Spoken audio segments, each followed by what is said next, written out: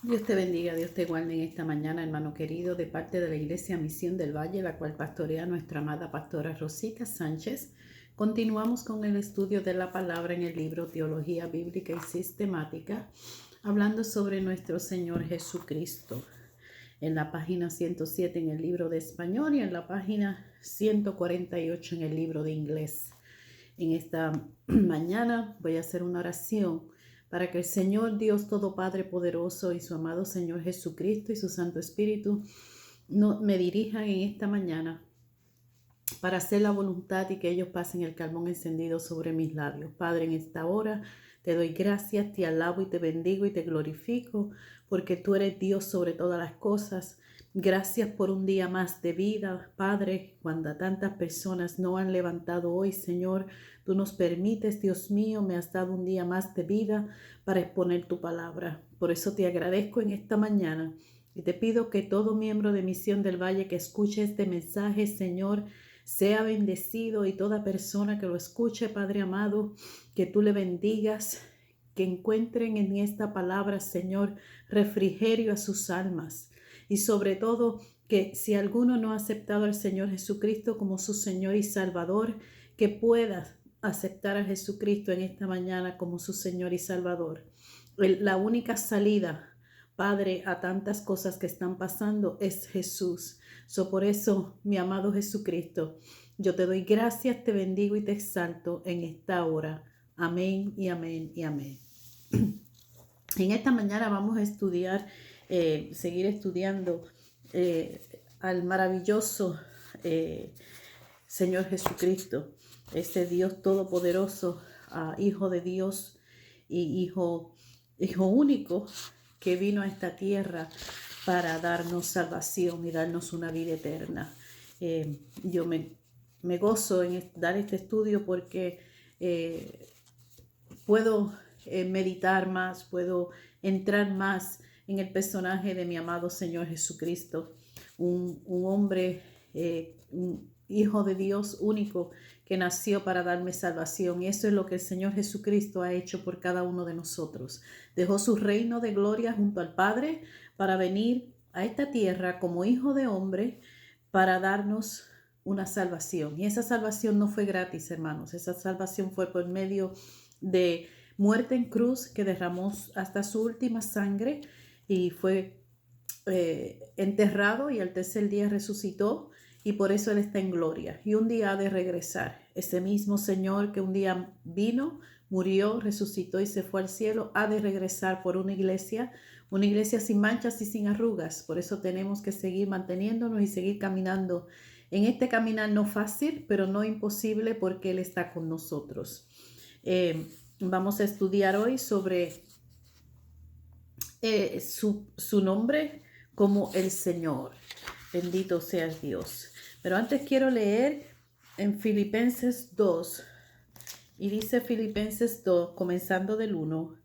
Por tanto, si algún consuelo en Cristo, si algún estímulo de amor, si alguna comunión del Espíritu, si algún afecto entrañable, si alguna misericordia, completad mi gozo, sintiendo lo mismo, teniendo el mismo amor, unánime, sintiendo una misma cosa. Nada hagáis por rivalidad o por vanidad, antes bien con humildad, estimando cada uno a los demás como superiores a él mismo. No busquéis vuestro propio provecho, sino el de los demás.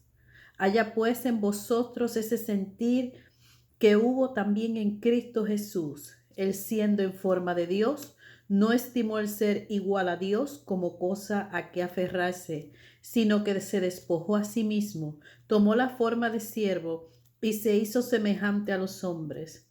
Más aún, hallándose en la condición de hombre, se humilló a sí mismo, haciéndose obediente hasta la muerte y muerte de cruz. Por eso Dios también lo exaltó sobre todas las cosas y le dio un nombre que es sobre todo nombre, para que en el nombre de Jesús se doble toda rodilla de las que están en los cielos, en la tierra y debajo de la tierra. Y toda lengua confesase que Jesucristo es el Señor, para la gloria de Dios Padre. Bendito sea el Señor. Es aquí en Filipenses 2 donde Pablo describe tan sencilla y tan claramente el personaje de nuestro amado Señor Jesucristo. Dice que él, siendo igual a Dios, no se aferró a venir y a morir por nosotros. No se aferró a esa identidad de él, de ser hijo de Dios, diciendo, no, Padre, yo no voy porque yo soy tu hijo, sino que él se despojó de ser hijo de Dios, no se aferró a que él era hijo de Dios para no obedecer el plan del Padre. En esta mañana, hermanos, hay cosas que tal vez tú te estás aferrando, que te están separando de la voluntad de Dios. Tenemos que pensar en qué están nuestras mentes, en qué están nuestros pensamientos aferrados, que no nos dejan caminar y ver más allá de lo que Dios nos quiere dejar ver. Bendito sea el Señor. Hay tantas cosas, hermanos, que podemos decir de Jesús, pero lo más importante, lo más trascendental es que Jesús es el Hijo de Dios, que estaba con Dios en el cielo antes de venir a ser hijo de hombre, y se dio por cada uno de nosotros. Él fue obediente y obediente hasta la muerte en cruz. Pero, ¿qué es cuando nosotros decimos el Señor Jesucristo? La palabra el Señor dice aquí el libro, el título de Señor, cuando se coloca antes de un nombre, proporciona la idea de deidad, tanto para judíos como para gentiles. El vocablo Señor en el idioma griego, que se traduce Kurios, fue el equivalente de Jehová en la traducción griega del Antiguo Testamento. Por lo tanto, para los judíos, el Señor Jesús es una atribución clara de la deidad. O sea, el decir el Señor Jesús, estamos diciendo el Señor Jesucristo Todopoderoso, Dios con nosotros. Eso es lo que decimos cuando decimos el Señor Jesucristo. Estamos otorgándole la deidad, el ser Dios, Dios con nosotros. Y sabe que cuando el emperador romano se refería a sí mismo como Señor César, él lo que quería era que le dieran ese reconocimiento como que él era un Dios. Por eso muchos de los cristianos, los primeros cristianos, sufrieron persecución al no querer decir el Señor César, porque ya ellos habían aprendido quién verdaderamente era el Señor de sus vidas, y era el Señor Jesús. El Señor, cuando decimos el Señor, estamos dándole deidad a Jesucristo, de que Él es el Hijo de Dios. Bendito sea el Señor. Cuando nosotros exaltamos a Dios, nosotros reconocemos, le damos exaltación a Dios, como habla aquí mismo en Filipenses 2:9, que el Señor muriendo y resucitando por salvación de los hombres. Le estamos dando exaltación como hijo de Dios. Y aquí lo leímos claramente. De igual manera, el Hijo de Dios, aunque por naturaleza era igual a Dios, voluntariamente se sujetó a las limitaciones de hombre, pero sin pecado, al tomar sobre la naturaleza del hombre, transformándose en siervo del hombre, y finalmente murió en la cruz por su redención. Como recompensa se le dio señorío sobre toda criatura. Una recompensa apropiada, pues qué mejor derecho podría alguno tener al gobierno de los hombres que la verdad, que los ama y se dio a sí mismo por ellos. Ese es el mismo Jesucristo. Él tiene ese derecho Bendito sea el Señor. Nos ha dado, le dio Dios una recompensa de enseñorear, de ser Señor de todo lo creado. Bendito sea el Señor. Y esto está en Apocalipsis 1:5. Este derecho ha sido reconocido por millones de personas y la cruz se ha convertido en peldaño por medio del cual el Señor Jesús asciende al lugar de soberanía sobre el corazón del hombre. El simbolismo de la cruz es el que nos hace entender, nos identifica como que Jesucristo es nuestro Señor. Cuando usted reconoce al Señor Jesús como su Señor y Salvador, y usted empieza a estudiar la vida, y usted empieza a estudiar la Biblia, sabemos y entendemos que por medio de esa cruz, Jesucristo se enseñoreó de todas las criaturas. ¿Por qué? Porque por muerte de cruz, muchas personas dicen que la cruz es maldita, para nosotros ha sido bendición. ¿Por qué? Porque ahí Jesucristo, él mismo se entregó, él mismo fue a esa cruz, él mismo aceptó esa muerte de cruz para darnos una vida eterna, para darnos salvación. Y antes de una vida eterna, para darnos la gloria de Dios entendida aquí en la tierra. Bendito sea el Señor. La cruz es el simbolismo de que Jesucristo se enseñoreó de toda la criatura, de todo lo creado. El diablo tal vez pensó que esa cruz había terminado la obra que Dios había comenzado al Jesús morir. Pero Satanás no sabía que Dios tenía un plan maravilloso de resucitar a su Hijo amado Jesucristo al tercer día para darnos vida eterna. Y para que todo aquel que mire esa cruz y que mire a Jesús como su Señor y Salvador, podrá contra las acechanzas del enemigo, porque el Espíritu Santo de Dios, que el mismo Jesucristo prometió antes de subir al cielo, es el que nos está ayudando en esta tierra. Qué bueno es Dios, hermano. Qué maravilloso es Dios. Los planes de Dios no son nuestros planes, y los planes de Dios no son los planes de Satanás. Satanás no puede con tu vida, no puede con tu salvación, siempre y cuando que tú te sometas a Dios, resistas al diablo, y éste huirá de ti. Bendito sea el Señor. Así dice la palabra de Dios. Después de entender que Jesucristo es el Señor, que tiene una deidad y que hay que exaltarlo, tenemos que entender la soberanía de Jesús. En Egipto, Jehová se reveló a sí mismo a Israel en calidad de Redentor y Salvador, en Sinaí como Señor y Rey. Las dos cosas marchan juntas, pues aquel que se convirtió en Salvador tiene derecho a ser su jefe.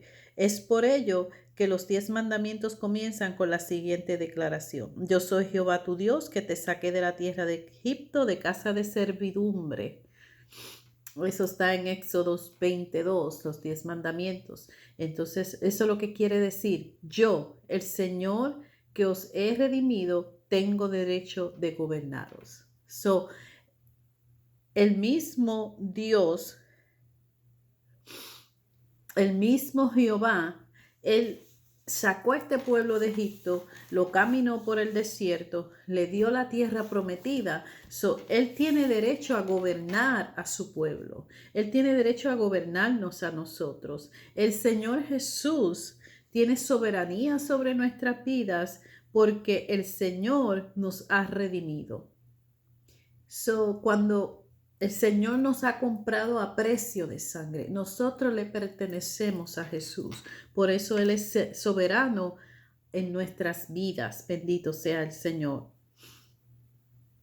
Así es con Cristo y su pueblo. Los primitivos cristianos reconocieron instintivamente, como todo verdadero discípulo, que el que los redimió del pecado y de la destrucción tiene derecho a ser Señor de sus vidas. Comprados por precio, no se pertenecen a sí mismos, sino que pertenecen a aquel que murió y resucitó por ellos. Por lo tanto, el título Señor aplicado a Jesús por sus seguidores significa lo siguiente: aquel que por su muerte se ha ganado un lugar de soberanía en mi corazón y a quien me siento obligado a adorar y servir con todas mis fuerzas. Bendito sea el Señor. Aquel mismo que por su muerte se ha ganado un lugar y soberanía en mi corazón. Cuando yo acepté al Señor Jesucristo, yo empecé a caminar en la vida del cristiano y empecé a caminar en la vida con Jesús. Y Él ha llegado a ser y es soberano en mi corazón. Él es mi Señor, Él es mi guardador, Él es mi protector, Él es mi Dios, Él es mi paz, Él es mi consuelo, Él es mi doctor por excelencia, Él es mi paz. Él es todo, hermano, todo en mi vida, porque cuando Cristo vino a mi vida, Cristo vino a hacer un cambio especial en mi vida. Y por eso yo a Él lo reconozco como Señor, como Dios Todopoderoso, como soberano Dios. Tiene soberanía, tiene exaltación en mi vida, porque Él es mi Dios, Él es mi Señor. Jesucristo dio su última gota de sangre por mi vida. ¿Cómo puedes tú decir en esta mañana quién es tu Señor Jesús? ¿Cómo puedes identificar a Jesús en tu vida en esta mañana? El mismo Jesús que un día vino, murió, nació de María Virgen por medio de Dios, que más adelante lo vamos a estudiar, pero ese mismo Jesús que caminó y comió como hijo de hombre, ese mismo Jesús murió por cada uno de nosotros. Por eso Él es digno de ser llamado el Señor. Bendito sea el Señor. ¿Quién es el Señor en tu vida en esta mañana?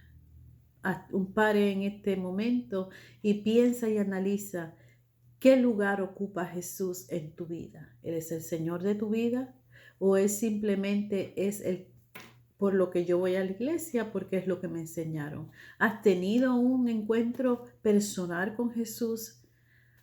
¿Has podido decirle, Señor, yo reconozco que tú eres el Hijo de Dios, eres el Salvador del mundo? Yo quiero que tú vengas a morar en mi corazón, que perdones mis pecados y que me des entrada al cielo con tu Padre. Es tan simple, hermanos, es tan simple. Y cualquier persona que esté escuchando este mensaje, si no ha aceptado al Señor Jesús, lo único que tienes que hacer es perdona mis pecados, límpiame, lávame y ven a morar conmigo. Yo hoy te acepto como el Señor de mi vida. Y con esas palabras el cielo se abre y eres llamado hijo de Dios. Y a los que somos hijos de Dios, si estamos alejados, si hemos dejado a Jesús en un lado, si Jesús vino a hacer algo no sé, algo común o una rutina en tu vida, si el pensar en Jesús no te conmueve, si en pensar en Jesús te acuerdas, sí, el Hijo de Dios que murió en la cruz, no, pero cuando tú piensas en Jesús, si es que se ha dormido el Jesús que tú conociste, en esta mañana yo te hago un llamado a que nuevamente renueves tu fuerza, renueve tu pacto con Dios, renueve tu pacto con el Señor Jesús y que le digas, Señor, te necesito hoy más que ayer. Cada mañana, hermanos, necesitamos a Dios más que ayer. Cada día, cada hora, cada minuto necesitamos a Dios más que ayer.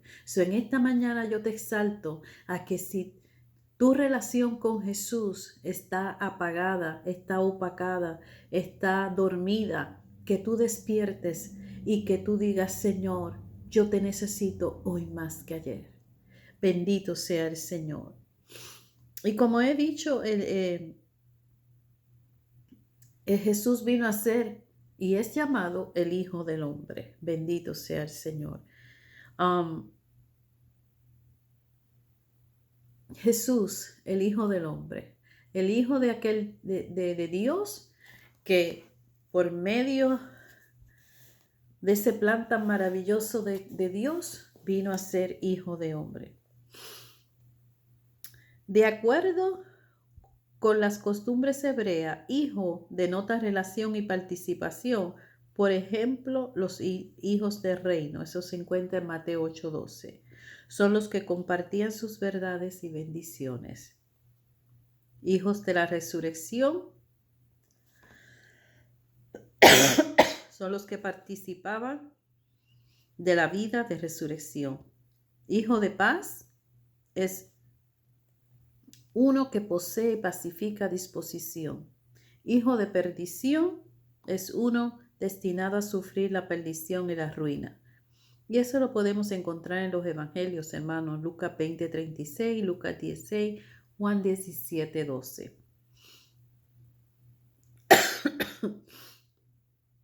Por lo tanto, hijo del hombre significa principalmente uno que comparte la naturaleza humana y las cualidades humanas.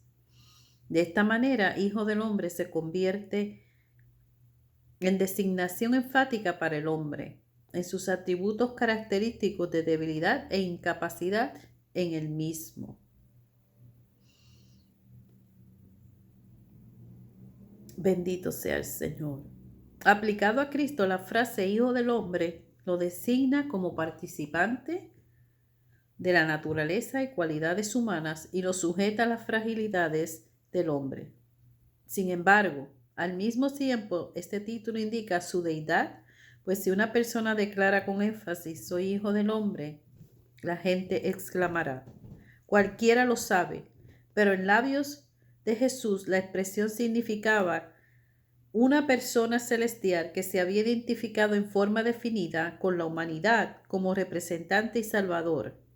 Nótese asimismo que se trata del Hijo del Hombre por excelencia y no simplemente de un hijo de hombre. El título está relacionado con su vida terrenal. Mateo y en Lucas, Mateo 8:20 y en Lucas 19:10 puede encontrar con sus sufrimientos en bien de la humanidad, con su exaltación y gobierno sobre la humanidad. Al referirse a sí mismo como Hijo del Hombre, Jesús deseaba proporcionar el mensaje siguiente: yo, el Hijo de Dios, soy hombre en debilidad, en sufrimiento y hasta en la muerte. Sin embargo, estoy todavía en contacto con el cielo de donde vine y mantengo tal relación como lo divino que puede perdonar pecado. Y yo soy superior a los reglamentos religiosos que solo tienen significado transitorio y nacional. En esta naturaleza humana o condición de hombre no cesará cuando haya pasado por las últimas etapas de sufrimiento y muerte que debo soportar para la salvación del hombre. Y dar por terminada mi tarea, puesto que resucitaré y la llevaré conmigo a los cielos, de donde retornaré para gobernar sobre aquellos cuya naturaleza he asumido. La humanidad del Hijo de Dios era verdadera y no fingida, según los anales de las Sagradas Escrituras. En realidad sufrió el hombre la sed, el cansancio, el dolor y estuvo sujeto en general a las debilidades de la naturaleza humana, pero sin pecado. Usted puede leer Mateo 9:6, Mateo 12:8, donde está explicando y donde reafirma este párrafo. Yo soy hijo de Dios, soy hombre en debilidad y en sufrimiento y hasta la muerte. Bendito sea el Señor. Eso es lo que el autor ha querido hacer como una narración del mismo Jesús, que nos está explicando por qué se le llama Hijo del Hombre. Él es el Hijo de Dios, pero cuando se hizo hombre en debilidad. Dios no es débil, pero Jesús vino y experimentó la debilidad y el sufrimiento que nosotros los hombres experimentamos en esta tierra y hasta en la muerte. Pero a la misma vez Jesús estaba en contacto directo con el Padre. Por eso es que Jesús viene a ser Hijo de Dios, Hijo del Hombre, y sigue siendo en contacto con Dios mientras caminó en la tierra. Esos son misterios tan grandes, hermanos, que solamente el Señor, un día que estemos delante de Él, nos va a explicar la fórmula precisa de lo que Él hizo. Bendito sea el Señor. Y aquí el escritor dice, hablando como si fuera Jesús, dice, estoy en contacto con el cielo de donde vine y mantengo tal relación con lo divino que puedo perdonar pecados. Bendito sea el Señor. Jesús podía perdonar pecados. Jesús sigue perdonando pecados. Jesús es el Señor. Jesús, Hijo de Dios, se hizo Hijo del hombre para perdón de nuestros pecados. En Mateo 9:6 dice,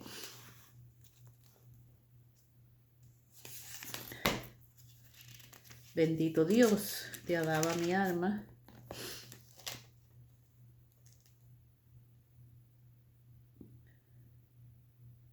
Santo tú eres.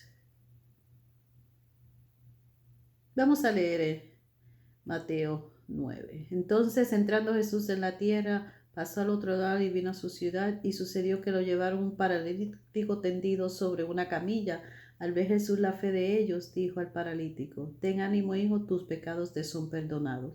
Entonces algunos de los escribas decían a sí mismo, este blasfema, conociendo Jesús los pensamientos de ellos, dijo, ¿por qué pensáis mal en vuestros corazones? ¿Qué es más fácil decir los pecados te son perdonados? Decir levántate y anda. Pues para que sepáis que el Hijo del Hombre tiene potestad en la tierra para perdonar pecados. Dijo entonces al paralítico, levántate, toma tu camilla y vete a tu casa. Aquí mismo Jesús le dio a demostrar que él tenía potestad para perdonar los pecados. Aunque él era hombre y los mismos estos hombres escribas que estaban ahí dijeron, ¿quién es este para perdonar pecados? Pues este que ellos decían es el Hijo de Dios, con todos los derechos de Dios para perdonarnos nuestros pecados. Por eso le dijo al paralítico, tus pecados te son perdonados. Muchas veces hay enfermedades, y yo no estoy diciendo que el paralítico estaba paralítico porque había pecado, sino que muchas veces hay enfermedades que son del alma, que Dios nos tiene que perdonar y tú tienes que perdonar a las personas que te hicieron daño. Y tú te tienes que perdonar a ti mismo si has hecho daño a otros para que ciertas enfermedades se sanen. Aun cuando somos perdonados por Dios, cuando venimos a los pies de Cristo, cuando aceptamos a Jesús nuestro Señor y Salvador, muchas enfermedades del cuerpo se sanan porque el cuerpo estaba atado por situaciones de pecado. Y en este momento Jesús está dando una lección de que Él es el Hijo de Dios con todo el derecho de perdonar pecados. Pero ellos mismos le dicen, ¿y quién es este? Este blasfema. Entonces algunos de los escribas se decían a sí mismos, este blasfema, conociendo Jesús los pensamientos de ellos, dijo, ¿por qué pensáis mal en vuestros corazones? Ellos estaban pensando y Jesús sabía sus pensamientos y le dice, porque le están diciendo que Jesús está blasfemando. Ellos no sabían o no entendían que ese mismo Señor que había perdonado a este hombre de todos sus pecados tenía la autoridad y tenía la potestad para levantarlo de ahí.